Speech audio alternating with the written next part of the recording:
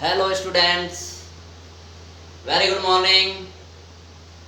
हम आ चुके हैं, पढ़ने के लिए तैयार हो जाइए।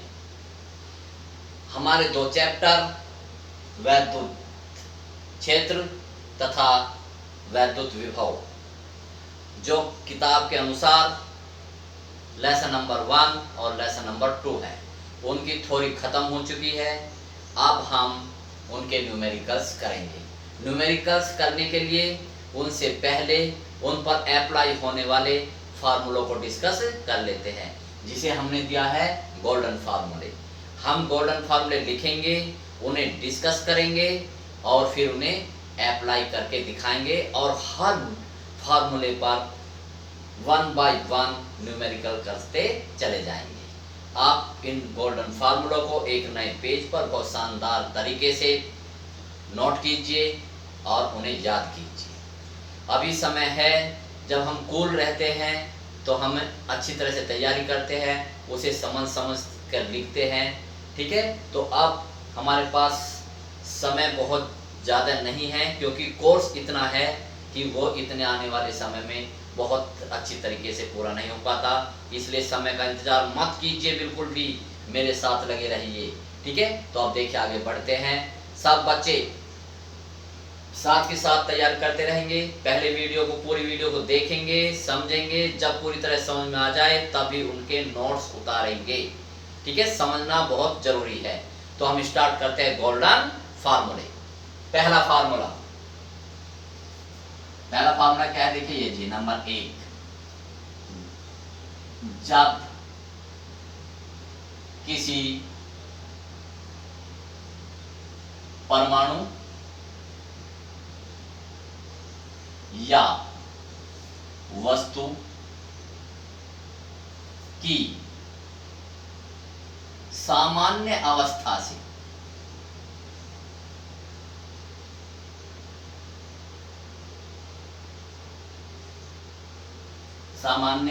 से कुछ इलेक्ट्रॉनों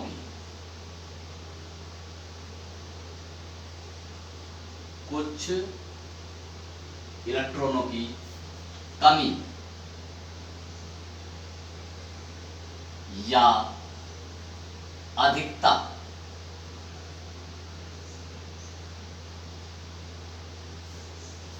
कर देते हैं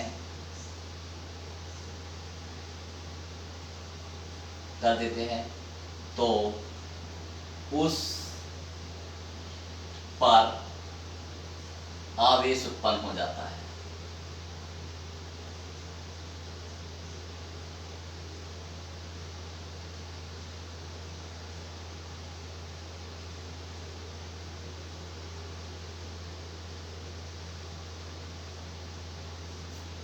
जिसका सूत्र निम्न होता है।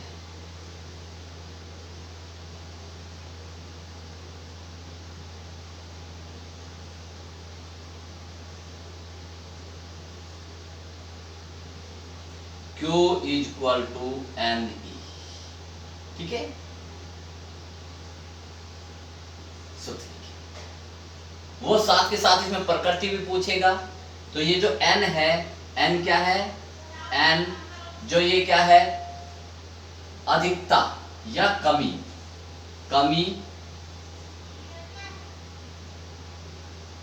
या अधिकता वाले इलेक्ट्रॉनों की संख्या।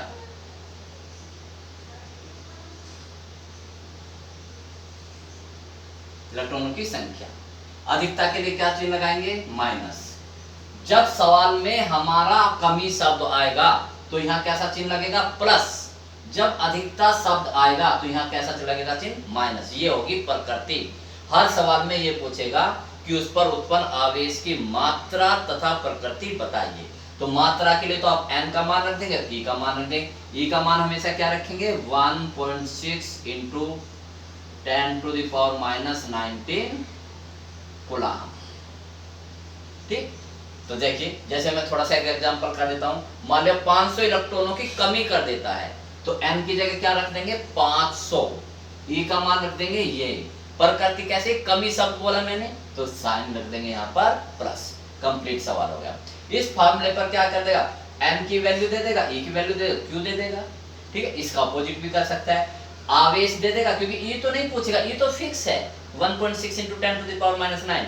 तो क्या दे देगा आपको, q, ये q दे देगा और e दे देगा और n पूछ लेगा। ठीक, तो ऐसे ही सवाल हुआ करते हैं। क्वेश्चन नंबर 2, सूत्र कह सकते हो आप इसे, किसी परमाणु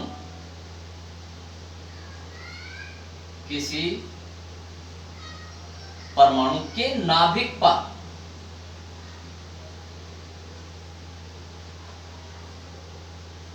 पर आवेश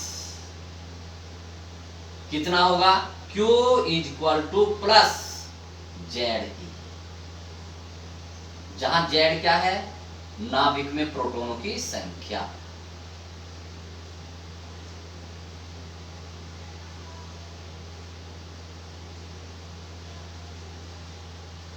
प्रोटॉनों की संख्या।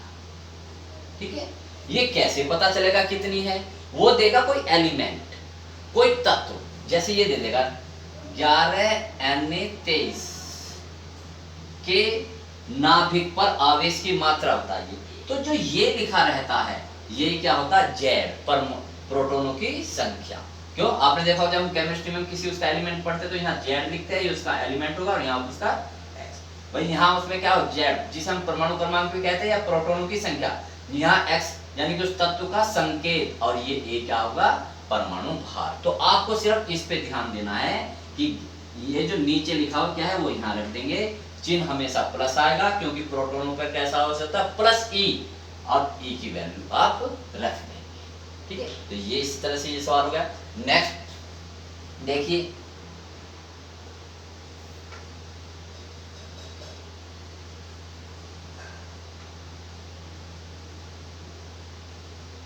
नंबर 3, इनको साथ के साथ तैयारी करते चलिए। फॉर्मूला नंबर 3 बहुत मोस्ट इंपॉर्टेंट, 2 बिंदु आवेशों के बीच लगने वाला वैद्युत बल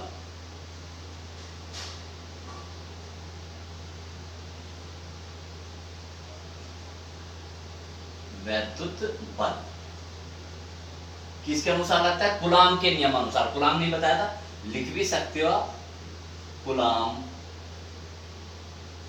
के नियमानुसार। लिख देते तो बहुत अच्छी बात है, अगर नहीं लिखते तो कोई बहुत बुरी बात नहीं। कितना है, चित्र पर यहाँ आंकड़े लिखेंगे, ये रहा एक बिंदु आवेश, ये रहा दूसरा बिंदु आवेश, डॉटेड लगाओगे क्योंकि ये दो आवेश किसी सिस्टम के दो बिंदु आवेश नहीं है, अलग अलग है। इस पर आवेश कितना है Q1, इस पर आवेश कितना है Q2, माध्यम का प्रवैद्युतांक K है और इनके बीच की दूरी R है। तो इनके बीच क्या लगेगा सूत्र वैद्युत बल, F = 1/4 पाई ε0 K Q1 Q2/R²। ओके, हम इसे ऐसे भी लिख देते हैं, कभी कभी वो कहता है माध्यम का जिक्र नहीं करता है, सिर्फ ये कहता है दो आवेश कुछ दूरी पर रखे हैं, ठीक है, या वायु में रखे हैं, माध्यम बहुत कम देगा, तो इसलिए हम इस K को कभी हम सिर्फ इसको ऐसे लिख देते हैं 1/4 पाई ε0 Q1 Q2/R²। ठीक, वायु के, किसके लिए लगता है, वायु के लिए, और सवाल में वायु देगा। ठीक, ये जो जब इसे कांस्टेंट की वैल्यू रखेंगे 1/4 पाई ε0, ये कांस्टेंट है, इलेक्ट्रिक कांस्टेंट, तो इसकी जगह कितना रखेंगे 9 × 10⁹। ठीक, इसकी जगह जब हम न्यूमेरिकल करेंगे 9 × 10⁻9 रख देंगे, Q1 की वैल्यू रख देंगे, Q2 की वैल्यू रख देंगे, R की वैल्यू रख देंगे, कैलकुलेट कर देंगे। ठीक है, कितना सिंपल है। क्वेश्चन फॉर्मूला नंबर 4, वैद्युत क्षेत्र की तीव्रता, वैद्युत क्षेत्र की तीव्रता क्या देखिए, वैद्युत क्षेत्र की तीव्रता क्या होती है, E equal to F upon Q. इस फार्मूले से E क्या है, वैद्युत क्षेत्र की तीव्रता है, F क्या है, बल, और Q क्या है, आवेश। यानी कि किसी आवेश को जब हम वैद्युत क्षेत्र में रख देते हैं तो उस पर बल लगता है F, वैद्युत बल। उन दोनों के अनुपात को वैद्युत क्षेत्र की तीव्रता कहते हैं। इसी फार्मूले से बहुत मोस्ट इंपोर्टेंट फार्मूला बनता है, ठीक है। देखिए, इसी से मैं लिख रहा हूं, जो कि आपको हमेशा याद रखना, पूरी फिजिक्स में कहीं भी यूज हो सकता है, इससे ही बना रहा हूं, क्योंकि उसे मैंने इस लैंग्वेज में लिख रहा हूं ज्यादा। वैसे तो मुझे यहां से भी यूज कर सकता हूं मैं, लेकिन इस लैंग्वेज से ज्यादा प्रभावशाली इसके इफेक्टिवनेस का पता चलता है। तो देखिए, जब कोई आवेश Q वैद्युत क्षेत्र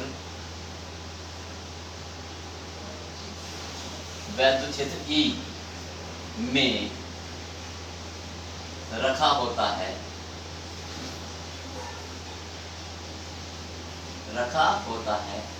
तब उस पर एक वैद्युत बल कार्य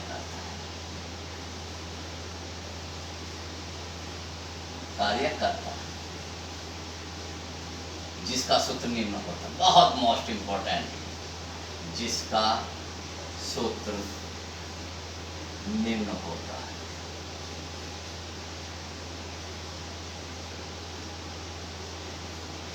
इसी फार्मूले से F निकाल लो, तो F is equal to QE। तो आप इसे ऐसे रूप में ज्यादा याद रखिए, ठीक है। देखिए, ये कोई वैद्युत क्षेत्र है E, इसमें कोई आवेश रखा है Q, तो इस पर कितना बल लगेगा, F is equal to QE, ठीक। तो नेक्स्ट नंबर 6, वैद्युत विभवांतर, वैद्युत क्षेत्र के किन्हीं दो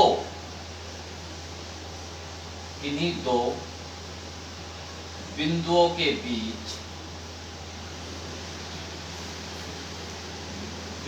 बीच वैद्युत विभवांतर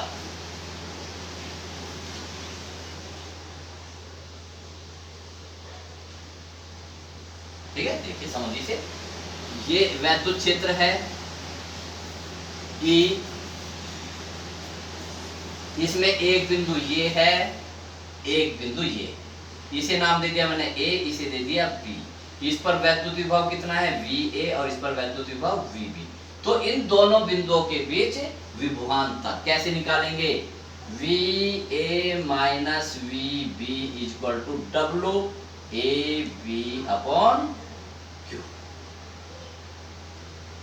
ठीक, ये होगा।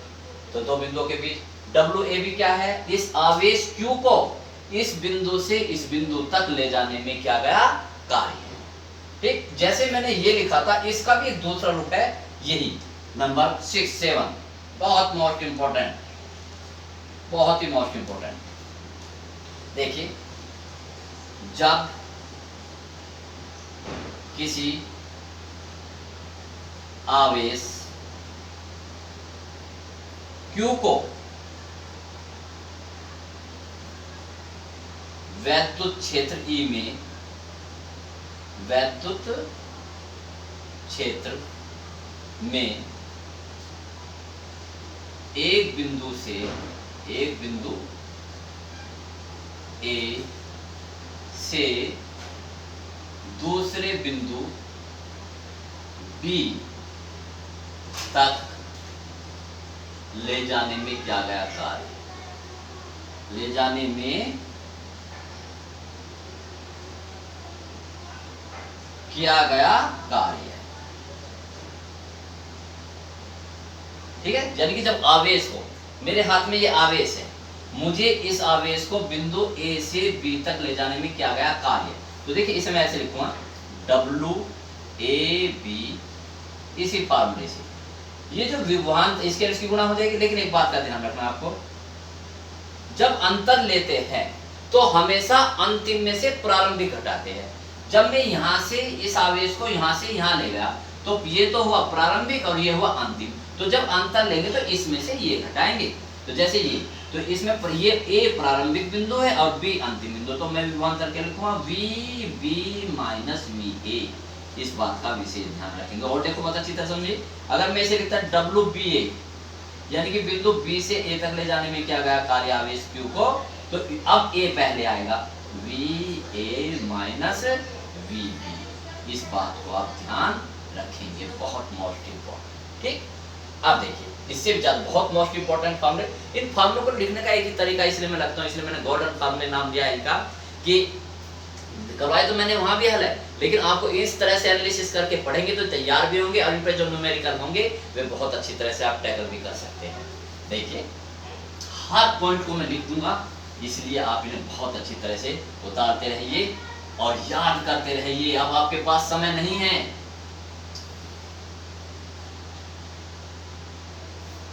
देखिए अब जब किसी आवेश Q को एक जगह से दूसरी जगह, तो ये किया गया कार्य किसमें बदल जाता है, गतिज ऊर्जा में। यानी कि ये जो किया गया कार्य है किसको करता है, गतिज ऊर्जा प्रदान करता है, उसमें गति प्रदान करता है, तो उसमें गतिज ऊर्जा पैदा होती है। तो देखिए 8वां सूत्र ये ऐसे मैं लिखता हूं, आवेश पर किया गया कार्य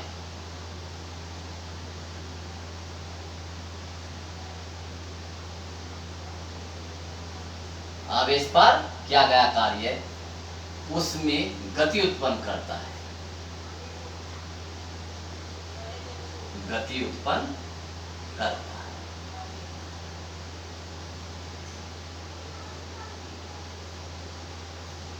ठीक है, अर्थात आप खुद देखिए साइकिल खड़ी है, ठीक है, अभी उसमें गति नहीं है, आपने उस पर पेंडल लगाना शुरू कर दिया, ठीक है, स्टैंड से तार लेना, ठीक है ना, करना शुरू कर दिया तो उसमें गति पैदा होगी, ठीक है ना। तो इसका मतलब क्या, और आपने देखा होगा जितनी तेजी से आप जितना ज्यादा काम करेंगे उतना ही ज्यादा उसमें गति उत्पन्न होगी। यानी कि ये जो किया गया कार्य किस में बदल जाएगा, गतिज ऊर्जा में।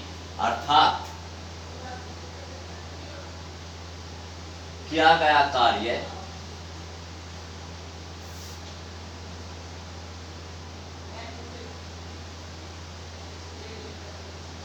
आवेश गतिज ऊर्जा में बदल जाता है, गतिज ऊर्जा में बदल जाता है।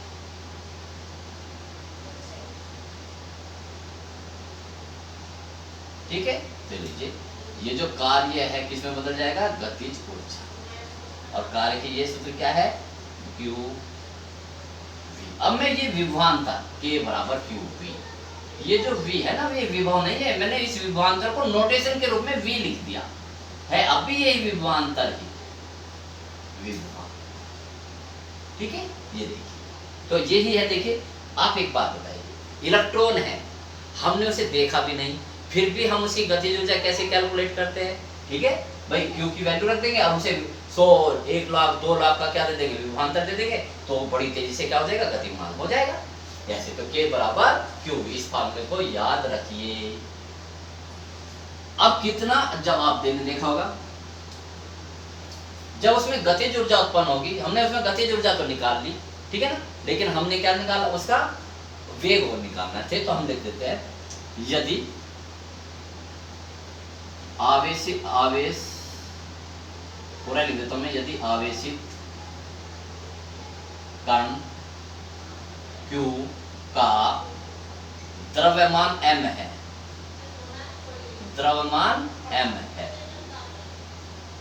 तब उसमें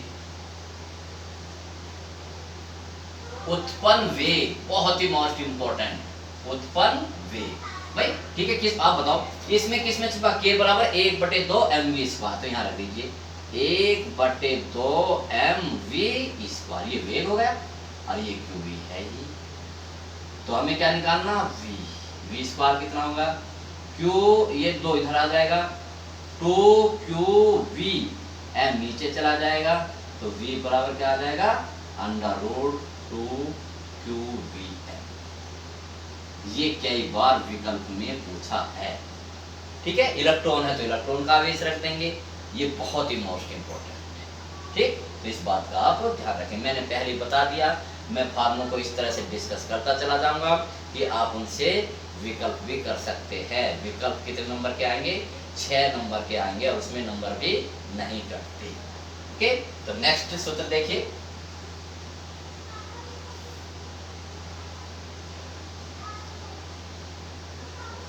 एक बहुत मोस्ट इंपॉर्टेंट नोट लिखने से पहले, नोट क्योंकि इसी से पहले बहुत ही मोस्ट इंपॉर्टेंट नोट।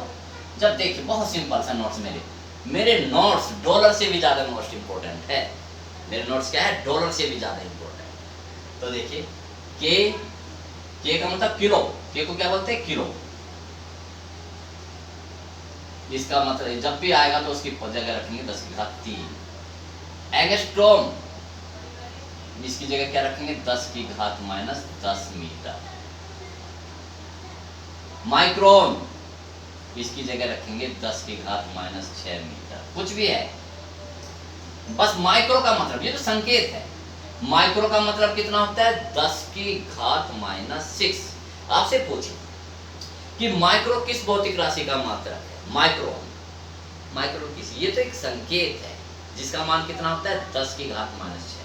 देखिए, ठीक है, अगर यहाँ माइक्रो कूलाम लगा दिया तो 10⁻6 कूलाम हो गया। अगर यहाँ माइक्रो मीटर लगा दिया तो यहाँ 10⁻6 मीटर हो गया। ठीक है, तो माइक्रो क्या है? यूनिट नहीं है, क्या है? एक आंकिक मान है जिसका मान कितना होता है? 10⁻6 होता है। ऐसे ही इलेक्ट्रॉन वोल्ट, इलेक्ट्रॉन वोल्ट आपको पता ही है कितना होता है? E की वैल्यू रख देंगे आप। ठीक है, कितना होता है? 1। जब भी इलेक्ट्रॉन वोल्ट को आप जोड़ में बदलेंगे तो इस E की वैल्यू रख देंगे 1.6 × 10⁻19 क्या जूल में बदल जाएगा ये। अगर मेगा M, कैपिटल M का मतलब क्या होता है? 10⁻6। किलो का मतलब होता है 10⁻3। कैपिटल M का मतलब होता है 10⁻6 और स्मॉल m का भी देखिए, ये होता है मेगा, ये होता है मिली। इसका मतलब होता है 10⁻3। बहुत ही मोस्ट इंपॉर्टेंट, मैं नोट से लिखवा रहा हूँ। ठीक है, ये मेगा, ये मिली। ठीक है, तो आप इनको ध्यान से रखेंगे। ठीक है, एक बिलियन भी होता है, बिलियन। तो अगर बिलियन होता है उसके 10⁻3। इनको आप हमेशा क्या रखेंगे? याद रखेंगे। बहुत मोस्ट इंपॉर्टेंट। जब मैं न्यूमेरिकल करूंगा तो इसे करेंगे। मान लें मेगा आएगा तो उसकी जगह क्या रख देंगे? 10⁻6। माइक्रो रखेंगे तो उसकी जगह रखेंगे 10⁻6। एंगस्ट्रॉम आएंगे 10⁻10 मीटर। के आएगा उसकी जगह 10⁻3 रखेंगे। स्मॉल m आएगा 10⁻3 रखेंगे। ठीक है, और भी थोड़ा सा और करना चाहो, एक चीज और है, सेंटीमीटर। क्या? सेंटीमीटर। तो सेंटीमीटर ऐसे होता है ना, कितना? 10⁻²। वही ने सब तैयार कर लीजिए। ठीक किया, इनको मेरे नोट्स तैयार है। अगर आपने मेरे नोट्स याद रखे तो फिजिक्स आपके फंडे पर तैयार। नेक्स्ट सत्र बहुत मोस्ट इंपॉर्टेंट है। ये तो न्यूमेरिकल की दृष्टि से ज्यादा मोस्ट इंपॉर्टेंट है, इतना ज्यादा मोस्ट इंपॉर्टेंट थ्योरी के दृष्टिकोण से नहीं। नेक्स्ट सूत्र क्या है? किसी बिंदु आवेश के कारण, किसी बिंदु आवेश के कारण वैद्युत क्षेत्र की तीव्रता E, वैद्युत क्षेत्र की तीव्रता E व वैद्युत विभव।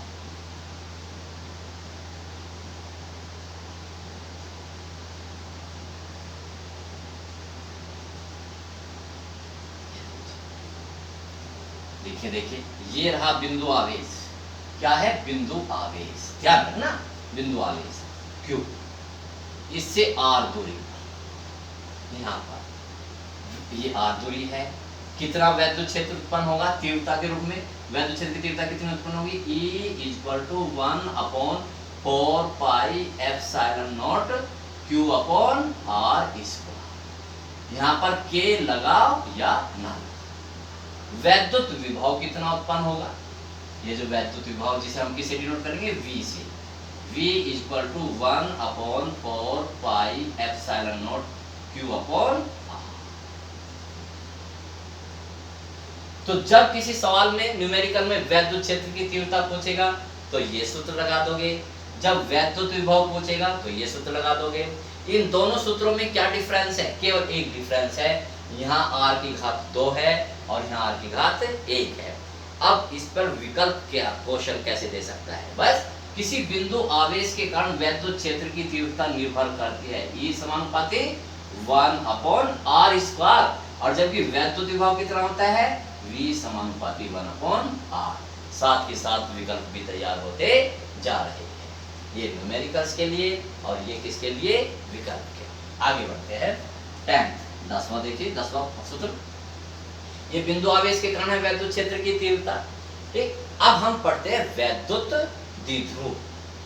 वैद्युत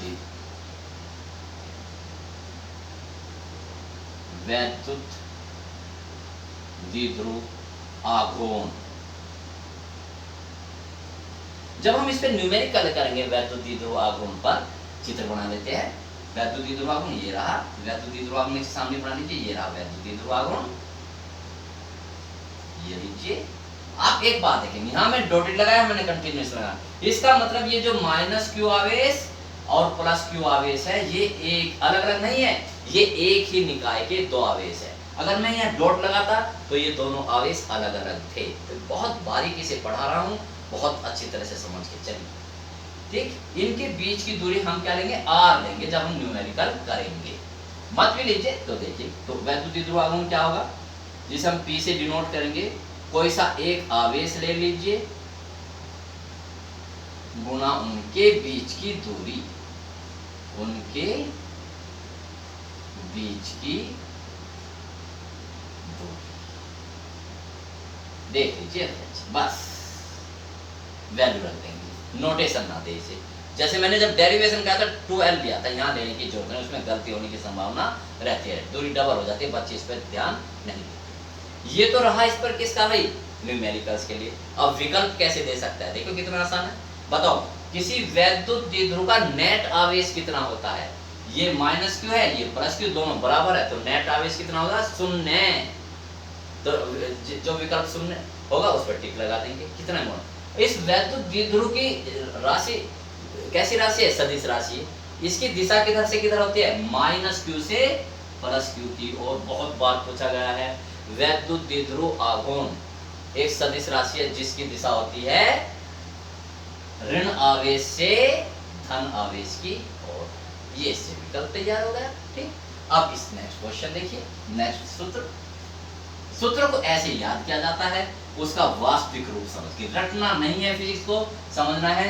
कोई भी दिक्कत है आप मुझे कमेंट कर सकते हैं। ठीक है, आप मुझे लाइक जरूर कीजिए, मेरी वीडियोज को लाइक कीजिए, जिससे मुझे ये पता चलते रहे कि मेरे बच्चे देख भी रहे हैं या नहीं। और सब्सक्राइब भी कीजिए, शेयर भी कीजिए, जिससे ज़्यादा से ज़्यादा बच्चों को इसको फायदा मिले। हमें फिजिक्स अभी से तैयार करके रख देनी है। अब वैद्युत द्विध्रुव के कारण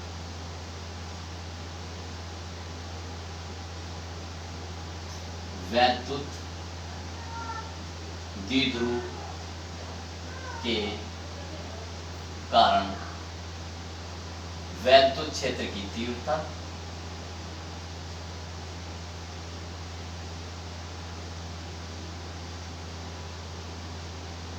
E तथा वैद्युत विभव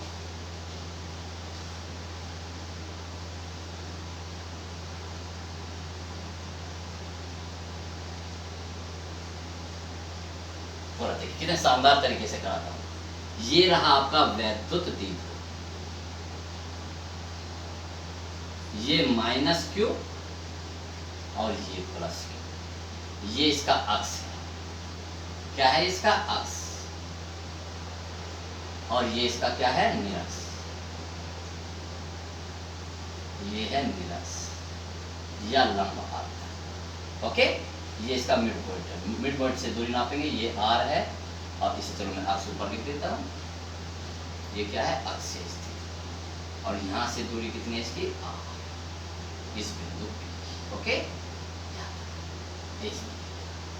तो अक्ष पे देख लेते हैं, वैद्युत क्षेत्र की तीव्रता ई क्या होगी, E equal to 1/4 pi epsilon nought 2p upon r cube.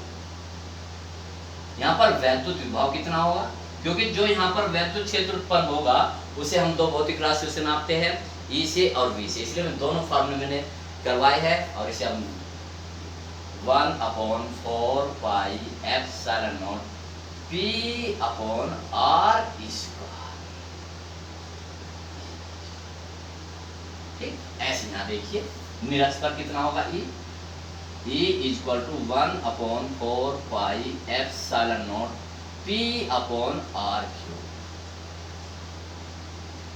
और यहाँ पर वैद्युत विभव कितना होगा, 0। देखिए ऐसे फॉर्मूले याद करेंगे।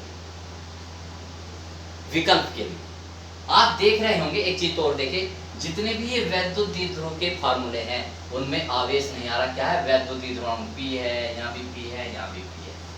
विकल्प के लिए बताओ भाई, किसी वैद्युत द्विध्रुव के कारण वैद्युत क्षेत्र की तीव्रता निर्भर करती है क्या, E समानुपाती 1/r क्यूब, यहाँ ले लीजिए, यहाँ से ले लीजिए, और V क्या होता है, V समानुपाती 1/r स्क्वायर, ठीक है। तो इस बात, ये विकल्प के लिए।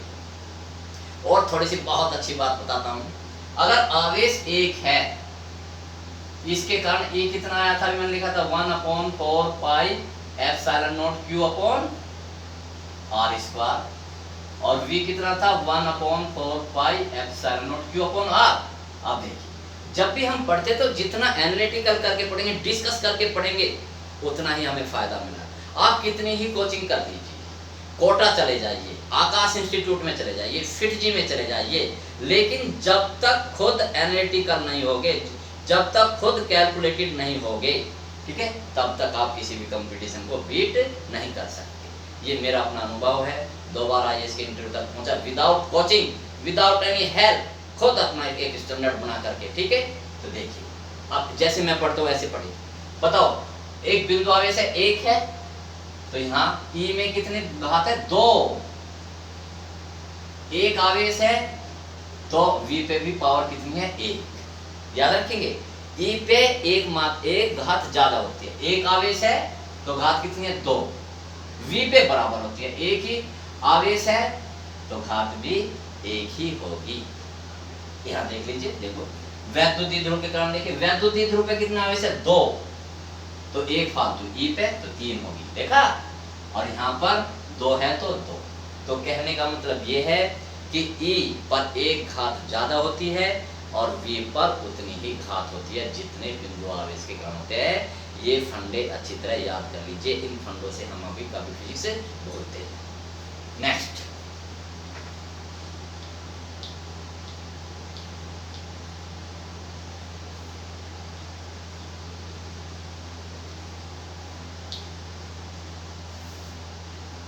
वैद्युत जो भी है 12 13 जो भी एक समान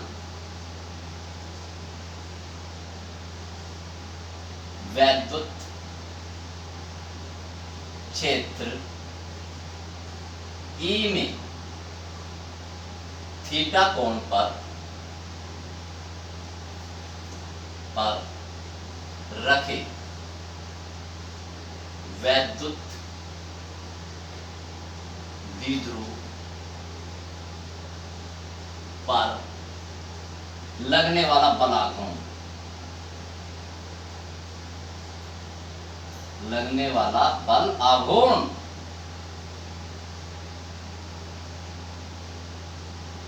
कितना होता है, देखिए ये लीजिए, ये एक क्या है, एक समान वैद्युत क्षेत्र है, इसमें ये ऐसे रखा है कि वैद्युत द्विध्रुव कितना कोण बना रहा है, थीटा।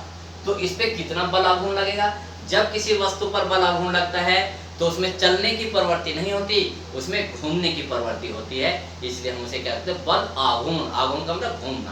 तो देखिए कितना, टो से रिप्रेजेंट करेंगे, tau equal to P E sine theta. P उसका क्या है, वैद्युत द्विध्रुव आघूर्ण, ई वैद्युत क्षेत्र की तीव्रता है। पी क्या है, वैद्युत द्विध्रुव आघूर्ण, थीटा क्या है, इन दोनों के बीच का कोण। इसका वेक्टर रूप भी देख लीजिए, बहुत मोस्ट इंपोर्टेंट विकल्प के लिए वेक्टर रूप, तो बराबर पी क्रॉस ई। डियर स्टूडेंट्स ध्यान से दीजिए, मैं कहता हूं किसी यही वाला और विकल्प बनाता हूं कि किसी वैद्युत क्षेत्र में रखे वैद्युत द्विध्रुव पर लगने वाले बलाघूर्ण होता है, ये लिख देते हैं पी ई कोस थीटा, ये दूसरा दे देते हैं पी डॉट ई, बहुत ध्यान से। तीसरा देते हैं पी क्रॉस ई, चौथा देते हैं विकल्प ई या ई क्रॉस पी, देखा ई क्रॉस पी। तो कौन सा सूत्र सही है, पी क्रॉस ई, पी पहले वाला पी वाला, तो ये विकल्प ठीक है, बहुत मोस्ट इंपॉर्टेंट विकल्प की भी तैयारी, एक नंबर भी नहीं छोड़ना।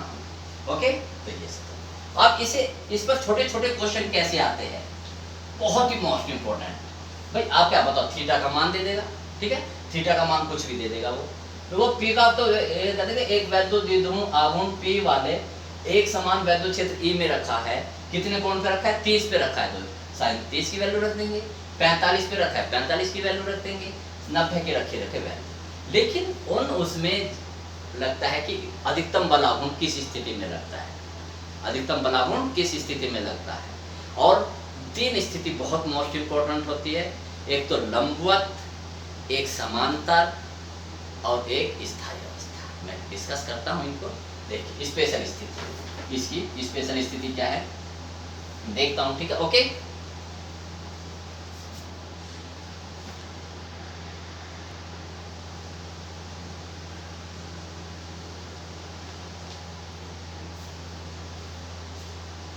ठीक, मैं देख रहा था, आप सोच रहे होंगे सर कहाँ चले गए, मैं देख रहा था कि कहीं वीडियो बहुत लंबी तो नहीं हो गई, ठीक है, मैं पूरे कंप्लीट कराऊंगा। तो इसके स्पेशल रूप देखिए कैसे, नंबर स्पेशल नंबर 1, ठीक है, जब वैद्युत द्विध्रुव एक समान वैद्युत द्विध्रुव, ये मैं शॉर्ट में लिख रहा हूं, वैद्युत द्विध्रुव एक समान वैद्युत क्षेत्र ई में स्थायी संतुलन की अवस्था में रखा है, स्थायी संतुलन या समांतर की, बहुत ही मोस्ट इंपोर्टेंट अवस्था में रखा है, बहुत ध्यान से आप देखिए, तब उस पर वैद्युत, उस पर कितना बलाघूर्ण लगेगा।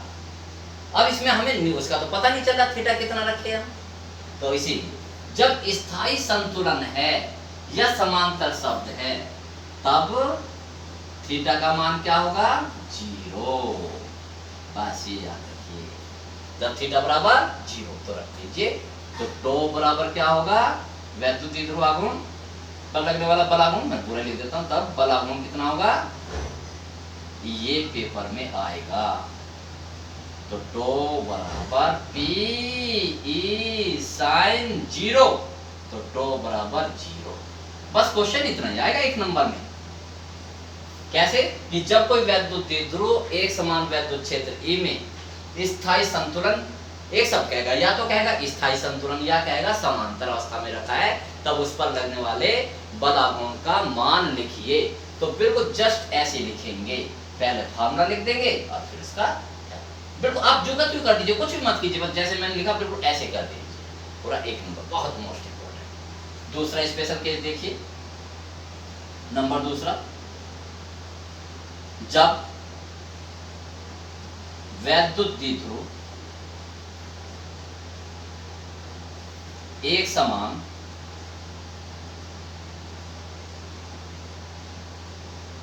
वैद्युत क्षेत्र ई में ई के लंबवत रखा है, लंबवत रखा है, तब उस पर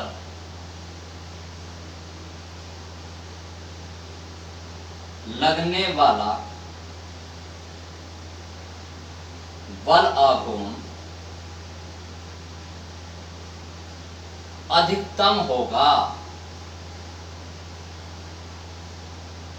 अधिकतम मौका लिख देता हूं।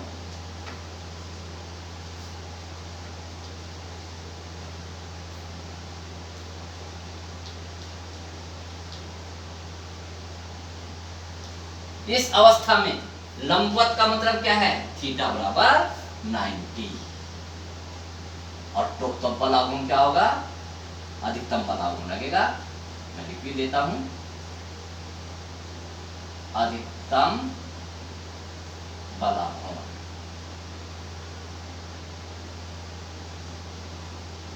तो इसलिए हम मैक्सिमम लिख देते हैं equal to P E sine 90। Sine की टेबल में सबसे अधिक मान कितना होता है 1, और कितने एंगल के लिए होता है 90 के लिए। तो साइन 90 की वैल्यू होती है 1, तो टी मैक्सिमम बराबर टी। ओके, बहुत मोस्ट इंपोर्टेंट। सीधा आता है, एक समान वैद्युत क्षेत्र ई में रखे वैद्युत ध्रुव पर लगने वाले अधिकतम बल आघूर्ण का सूत्र लिखिए। तो मैक्सिमम बराबर पी जो का तो रख दीजिए। ठीक है, कभी कभी क्वेश्चन ऐसे भी आ जाता है, एक वैद्युत द्विध्रुव को एक समान वैद्युत क्षेत्र में कितने कोण पर रखे कि उस पर अधिकतम बल आघूर्ण लगे। तो कितने कोण पर रखे, ये विकल्प में भी आया हुआ सवाल है, कितने पर रखे बच्चों, लंबवत 90। याद रहेंगे, उसे सवाल को वैसे भी पढ़िए और ऐसे भी पढ़िए। ठीक है, उल्टा भी पढ़िए सीधा भी, क्योंकि वो कैसे भी भाई अधिकतम बल आघूर्ण पूछ सकता है, अधिकतम बल आघूर्ण देकर के एंगल का नाम पूछ सकता है। ठीक, तो ये एक स्थिति है। और छोट बीच में तो कुछ भी हो सकता है कि ठीक है कि भाई 30 पर रखा है तो साइन 30 की वैल्यू रख देंगे। तो इस तरह से आप हर सवाल कर सकते हैं, बहुत मोस्ट इंपोर्टेंट। नेक्स्ट,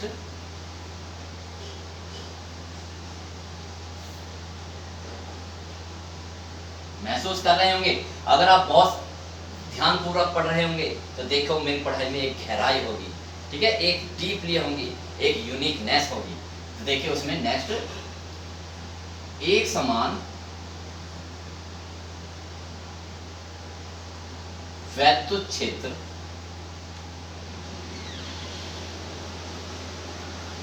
ई में रखे वैद्युत द्विध्रुव को घुमाने में किया गया कार्य, घुमाने में किया गया कार्य जनरल सूत्र रखें। ठीक है, मैं भी देखा, देखो ये लीजिए भाई, ये है एक समान वैद्युत क्षेत्र। ओके, वो पहले इतने पर रखा है, ये है उसकी प्रारंभिक स्थिति। कोण कितना है, ये थीटा 0। अब मैंने इसे घुमा के मैं इसे इस स्थिति में, यानी कि पहले यहाँ रखा था, ये इतना कोण घुमाने पर किया गया कार्य। अब इसका कोण हमेशा क्षैतिज से नापेंगे। अब ये कोण कितना है, थीटा बस में, तो यानी कि इस कोण घुमाने में कितना कार्य करना पड़ेगा हमें, W = PE cos theta 0 minus cos theta. ये इसका जनरल सूत्र है। ठीक है, कितने एंगल पर रखा था पहले, थीटा 0, कुछ भी हो सकता है। कितना घुमा दिया, जब उसका कोण थीटा हो गया तो कितना कार्य करना पड़ेगा, इतना। अब इसके भी स्पेशल केस देख लीजिए कि इस स्पेशल केस का मतलब कि उस पर न्यूमेरिकल एक नंबर के कैसे पूछ सकता है। देखिए, पहला वैद्युत द्विध्रुव को एक समान वैद्युत क्षेत्र में, बिल्कुल ऐसे आएगा, एक समान वैद्युत क्षेत्र ई में, एक वैद्युत द्विध्रुव को एक समान वैद्युत क्षेत्र में स्थायी अवस्था से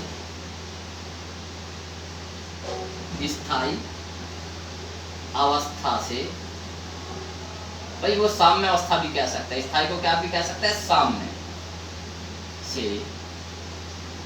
थीटा कोण घुमाने पर क्या गया, थीटा कोण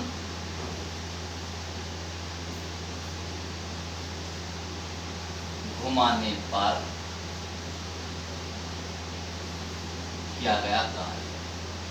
ये कितना क्या, ये आंसर बन जाए, क्वेश्चन बन जाएगा कि एक समान वैद्युत क्षेत्र, एक वैद्युत द्विध्रुव एक समान वैद्युत क्षेत्र में स्थायी अवस्था या साम्य अवस्था में रखा है, उसे थीटा कोण घुमाने पर कितना कार्य होगा। इसकी स्थिति दिखा देता हूं, देखो ये लीजिए, ये एक समान वैद्युत क्षेत्र है, वो पहले ये रखा है, रखा नहीं, देखो ये ऐसी साम्य अवस्था।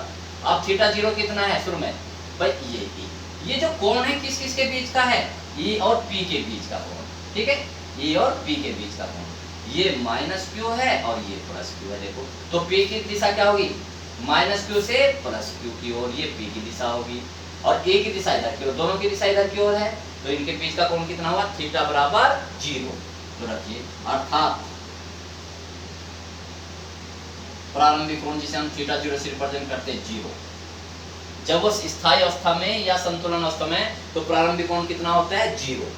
तो रख दीजिए, तब तो थीटा कोण घुमाने पर क्या कहेगा, तो W बराबर PE रखिए, और थीटा 0 की cos 0 माइनस cos थीटा, कितना कोण हुआ, थीटा, तो W बराबर PE cos 0 की वैल्यू 1 माइनस cos थीटा, ठीक। अब देखिए, अगर अब हम थीटा कोण, अब थीटा कोण की जगह आप कुछ भी हो सकता है, पहले आप देखो क्वेश्चन ऐसे दे सकता है वो, एक वैद्युत द्विध्रुव एक समान वैद्युत क्षेत्र में वैद्युत क्षेत्र के समांतर रखा है या स्थायी अवस्था में रखा है, उसे 90 अंश कोण घुमाने पर किया गया कार्य। तो सूत्र ये नहीं लगाओगे तब, तो स्थायी अवस्था वाला लगाओगे ना, ये वाला, ठीक है ना, या इसी के लगा दो भाई थीटा 0 जब स्थायी अवस्था में 0 हो जाएगा, और कितना कोण दे रखा, 90 अंश कोण घुमाने पर, तो यहाँ cos 90 रख दोगे, 60 अंश कोण घुमाने पर तो 60 रख दोगे, ठीक है। लेकिन अगर वो स्थायी अवस्था कह रहा तो इतना रखें, ओके। अब देखिए ये क्वेश्चन बहुत मोस्ट इंपॉर्टेंट, दूसरा देखिए, दूसरा क्वेश्चन इस पर कैसे बनता है, बहुत मोस्ट इंपॉर्टेंट, देखिए ये भी दूसरा, जो अस्थायी संतुलन में रखा हो, कितने में रखा हो, अस्थायी संतुलन में। देखते हैं, देखिए, जब वैद्युत द्विध्रुव वैद्युत द्विध्रुव को 180 अंश घुमाने में क्या गया था, 180 अंश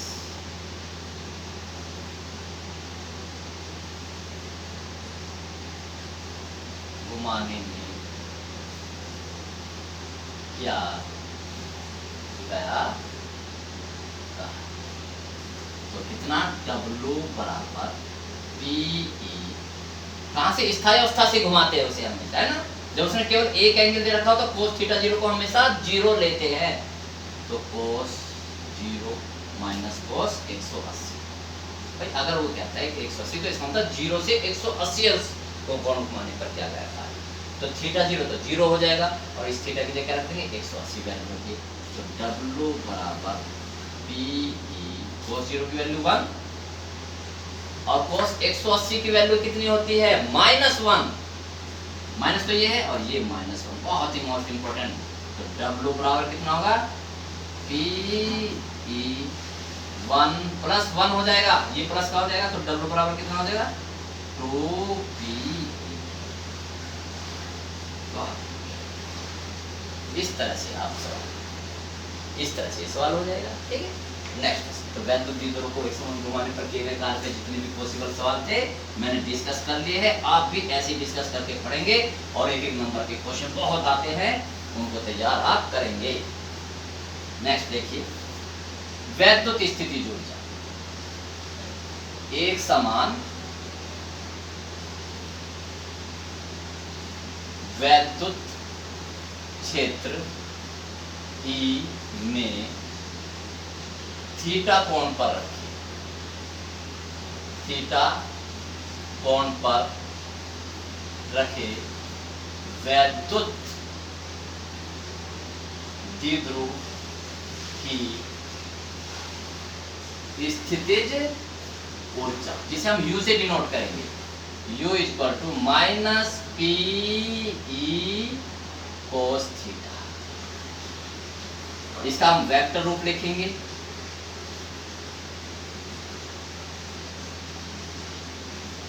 वेक्टर रूप। तो देखिए वेक्टर रूप क्या होगा इसका, U equal to minus P dot, विकल्प के लिए भी बहुत मौजूद। आप कहोगे U पे क्यों नहीं लगाया, ऊर्जा है, ऊर्जा कैसी राशि होती है, अदिश, और ये अदिश गुणनफल है, ठीक है। क्या अभी में आपने पढ़ा होगा कि जब दो भौतिक राशियों का गुणनफल एक अदिश राशि होती है तो उसे अदिश गुणनफल कहते हैं। तो ये इसका वेक्टर रूप। इस पे भी वो क्वेश्चन कैसे छोटा पूछ सकता है, बस सिर्फ थीटा का मान दे देगा, ठीक है। अब देखो इस पर एक चीज बहुत मोस्ट इंपॉर्टेंट पूछ रहा है, ऐसे जब एक वैद्युत द्विध्रुव वैद्युत क्षेत्र E में स्थायी अवस्था यानी कि साम्य अवस्था में रखा है, तब उसकी वैद्युत स्थिति ऊर्जा कितनी होगी, U तब कीजिए भाई, तब थीटा बराबर कितना, याद रखिए इसे, थीटा बराबर 0। स्थायी अवस्था कहे या साम्य अवस्था कहे तो थीटा बराबर 0 वैल्यू पुट अप कर दीजिए, स्थितिज ऊर्जा पुट जाए, तब वैद्युत स्थितिज ऊर्जा U equal to minus P E cos 0। तो U इक्वल टू कितना होगा, माइनस पी, ठीक। कोई भी वैल्यू दे सकता है थीटा की जगह यहाँ, लेकिन यहाँ उसने क्योंकि एंगल का खुद पता लगाना है आपको। आप कहोगे सर जब स्थायी अवस्था है तो अस्थायी अवस्था में, यहाँ मैंने अस्थायी अवस्था कैसे होती है, तो देखिए नंबर 2, स्थायी अवस्था के लिए मैं सीधा शॉर्ट में लिखा हूँ, अस्थायी अवस्था के लिए अस्थायी संतुलन भी कह सकता है वो, अस्थायी संतुलन के लिए थीटा बराबर 180, याद रखिए, तब वैद्युत ऊर्जा कितनी होगी, U बराबर रखिए माइनस पी ई कोस 180। तो कितना होगा, मैं यहाँ कर देता हूँ, तो U बराबर माइनस पी ई, और कोस 180 का मान माइनस माइनस प्लस हो जाएगा, तो U बराबर प्लस पी ई। देखा, स्थायी अवस्था के लिए तो कितना आया, माइनस, और उसके लिए कितना आया, प्लस आया, ठीक है। तो आप इन फॉर्मूलों को बहुत अच्छी तरह डिस्कस कर लेंगे, और बहुत ही गोल्डन फॉर्मूले हमारे द्वारा देखा, सब विकल्प भी तैयार होते जा रहे हैं, और उसमें हो गए। अब एक चीज और है इसमें, बस लास्ट फॉर्मूला है हमारा, उसे हम तैयार करेंगे, दो बिंदु आवेशों की वैद्युत स्थिति ऊर्जा, लास्ट दो बिंदु आवेशों के बीच वैद्युत स्थितिज ऊर्जा, ये दो बिंदु आवेश है, ये माइनस ये Q1 है और ये कितना है Q2, इनके बीच की दूरी कितनी है R। तो इनकी वैद्युत ऊर्जा होगी U बराबर 1/4 pi epsilon not Q1 Q2 upon R, ये सब लगा देंगे, ठीक है। इसी तरह न्यूमेरिकल करेंगे। तो आप देखें मैंने बहुत अच्छी तरह से सारे फार्मूले डिस्कस कर दिए हैं, ठीक है। आप इन्हें तैयार करेंगे और उसमें हमें नेक्स्ट वीडियो में करेंगे, क्योंकि वीडियो बहुत लंबी हो गई है, ठीक है। 1-2 फार्मूले होंगे, उसे मैं अगली वीडियो में करा दूंगा। तो इसे आप तैयार रखिए, लाइक कीजिए, पढ़ते रहिए, शेयर कीजिए, सब्सक्राइब कीजिए। फिर नेक्स्ट वीडियो में मिलते हैं, ओके।